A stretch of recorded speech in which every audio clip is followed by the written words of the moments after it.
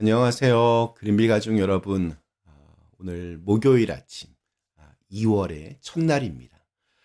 우리 새해 들어서 뭔가 결심한 것이 있었는데 잊어버리셨거나 혹은 포기하신 것이 있었다면 우리 2월 달에 하나님께서 주신 새로운 기회의 시간에 다시 한번 도전해 보시고 또 다시 한번 새롭게 밝히실 수 있는 그런 귀한 은혜가 있기를 간절히 기원합니다. 자, 오늘 저희는 마태복음 5장 17절에서 20절의 말씀으로 함께 오늘 이 아침을 시작하도록 하겠습니다. 마태복음 5장 17절에서 20절의 말씀. 내가 율법이나 선지자를 폐하려 온 줄로 생각하지 말라. 폐하려 온 것이 아니요 완전하게 하려 함이라. 진실로 너희에게 이르노니 천지가 없어지기 전에는 율법의 1.1획도 결코 없어지지 아니하고 다 이루리라. 그러므로 누구든지 이 계명 중에 지극히 작은 것 하나라도 버리고 또 그같이 사람을 가르치는 자는 천국에서 지극히 작다 일컬음을 받을 것이요 누구든지 이를 행하여 가르치는 자는 천국에서 크다 일컬음을 받으리라. 내가 너희에게 이르노니 너희 의의가 서기관과 바리새인보다 더 낫지 못하면 결코 천국에 들어가지 못하리라. 아멘. 네, 우리 오늘 읽은 말씀, 우리가 좀 이렇게 역사적인 배경을 먼저 좀 살펴볼 필요가 있습니다. 요즘 교회를 좀 다니다 보면 창세기부터 요한계시록까지 성경을 한번 통독해 봐야겠다. 이러한 생각들을 하게 됩니다. 그래서 창세기를 읽기 시작하면 뭐 나름 재미있습니다. 옛날 이야기 같고. 그래서 출애굽기까지는 잘 그래도 진도가 나갑니다. 그런데 출애굽기가 끝나면 거대한 난관이 기다리고 있습니다. 아마 대부분 레위기, 민수기를 읽다가 그렇게 포기하는 일들이 많아집니다. 레위기, 민수기, 또 신명기에 나오는 율법을 읽다 보면 뭐 소는 어떻게 잡고 양은 어떻게 잡고 뭐 고운 가루로 뭐 새아가 몇 개고 정신 못 차리게 지루한 부분들이 계속해서 나옵니다. 자, 그런데 이렇게 지루한 이 부분들, 이 율법의 이 자세한 내용들이 왜 이스라엘 백성들에게 중요하냐면 그들이 바벨론 포로에서 돌아온 이후에 깨달은 것이 있었기 때문입니다. 우리가 율법을 제대로 지키지 않았기 때문에 그래서 우리가 고난을 겪었고 또 하나님께 버림을 받았다.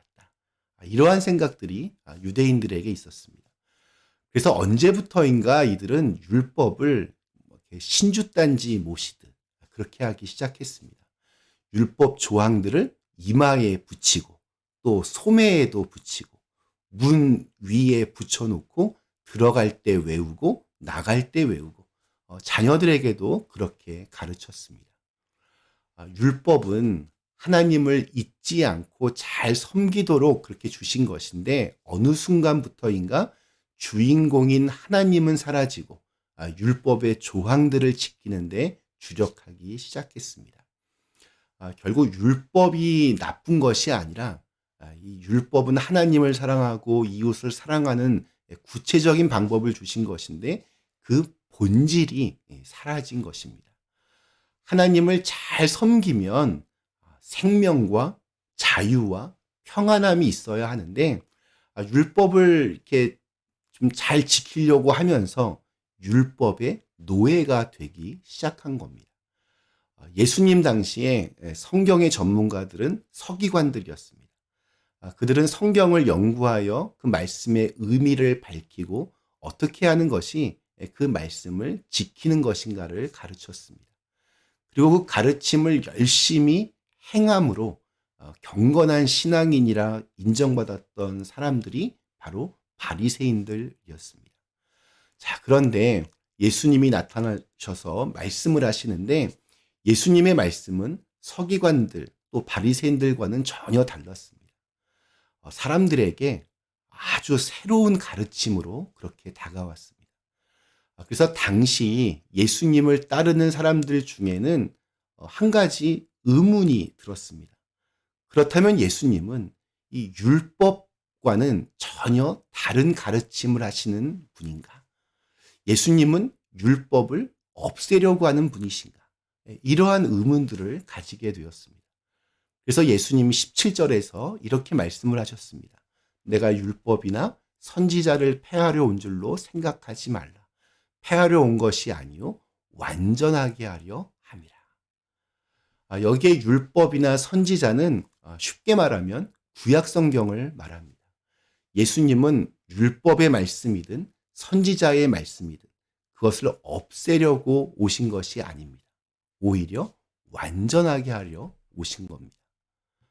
우리가 구약의 제사들 보면 예를 들면 우리가 제사를 드릴 때는 반드시 나의 죄에 대한 대가로 짐승을 잡아서 죽이고 그 피에 제사를 드려야 했습니다. 그러나 예수님이 오신 이후로는 이제 그렇게 하지 않아도 됩니다. 예수님께 기도하면 모든 것이 다 깔끔하게 끝납니다. 자, 그러면 구약의 제사법 이제 다 필요 없는가? 그렇지 않습니다. 우리는 구약의 제사법의 그 말씀들을 읽으면서 우리에게 주신 은혜가 얼마나 큰지를 깨닫게 됩니다. 그러니까 구약의 말씀들은, 율법의 말씀들은 그 나름대로의 역할이 있고 또 가치를 가지고 있습니다. 그리스도인이 하나님의 백성으로의 그 표시로서 할례를 지금은 그것을 받지 않아도 되지만 하나님의 백성이라는 정체성을 가지고 살아간다는 것은 여전히 중요하고 또 가치 있는 일일 것입니다.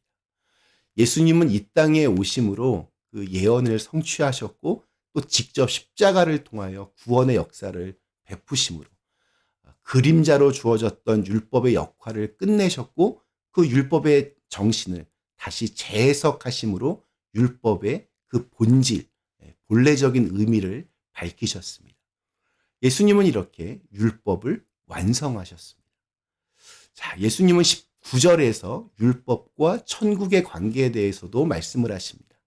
그러므로 누구든지 이 계명 중에 지극히 작은 것 하나라도 버리고 또 그같이 사람을 가르치는 자는 천국에서 지극히 작다 일컬음을 받을 것이고 누구든지 이를 행하여 가르치는 자는 천국에서 크다 일컬음을 받으리라.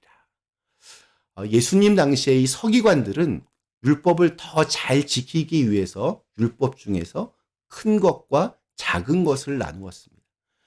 계명에 따르는 시행 세칙들이 있었는데 무엇을 하라는 긍정적인 것이 248개, 또 뭐뭐는 하지 말라 부정적인 것이 365개, 합쳐서 613가지였습니다. 자, 그러다 보니 그것들 간에 이렇게 뭔가 이해 충돌이 일어났고 이러한 충돌이 일어나면 큰 것을 지키기 위해 작은 것은 지키지 않아도 된다 이렇게 가르쳤습니다. 그 중에 한 예가 고르반이라는 겁니다. 어떤 물건을 하나님께 드린 것이라고 하면 부모를 위해 사용하지 않아도 된다는 겁니다. 오늘날로 뭐 예를 들어보면 만약에 교회 건축 헌금을 하기 위해서 적금을 들었는데 부모님이 아프셔서 병원비를 내야 하는 상황입니다. 그러면 그 모아놨던 적금을 부모님을 위해 사용하지 않고 건축 헌금을 위해 쓰는 것이 맞다. 그것이 더 큰 것이다. 이렇게 가르친 겁니다. 이러한 가르침은 사실은 굉장히 악용될 가능성도 많이 있습니다. 예수님은 이렇게 가르쳤던 서기관과 같은 종교 지도자들에게 대해서 천국에서 지극히 작다라고 그렇게 말씀을 하십니다. 자, 예수님은 오늘 마지막 20절에서는 좀 더 충격적인 이야기를 하십니다. 메시지 성경에서는 이렇게 표현을 합니다. 옳게 사는 문제에서 너희가 바리새인들보다 훨씬 낫지 않으면 천국에 들어갈 생각은 아예 하지 말아야 한다. 예수님 당시에 의의 기준이었던 그 올바름의 기준이었던 서기관과 바리새인의 그 의를 가지고는 하나님 나라에 들어갈 수 없다라고 합니다. 오늘날 우리 주님께서 우리에게 요구하시는 그 올바름 역시 세상적인 기준과는 질적인 면에서 다릅니다. 예수님은 우리에게 더 나은 온전한 의를 요구하고 계십니다. 단순히 법을 잘 지키는 수준이 아닙니다. 안 지키면 벌을 받기 때문에 그것이 무서워서 혹은 겉으로만 잘 지키면 되는 그런 수준이 아니라 하나님 앞에 내 마음의 중심이 어디에 있는지 하나님 보시기에 어떠한지를 솔직하게 바라봐야 한다. 예수님은 이렇게 말씀하고 계십니다. 결국은 진실에 대한 문제인 것 같습니다. 주님을 믿는다고 하면서 독선적이 되지 않도록, 위선적이 되지 않도록 진실한 마음으로 올바른 길을 걸어갈 수 있는 그런 오늘 하루가 되시기를 주님의 이름으로 간절히 기원합니다. 우리 잠시 함께 기도하시겠습니다. 사랑의 하나님, 우리가 예수님을 믿는다고 하는데 그냥 대충 남들 그냥 하는 정도의 수준이 아니라 우리의 진실한 마음이 어디로 향하는지를 늘 볼 수 있게 하여 주옵시고, 그래서 정말로 주님께서 원하시는 온전한 마음이 있는 그런 저희의 삶이 되게 하여 주시옵소서. 예수님의 이름으로 간절히 기도드리옵나이다. 아멘.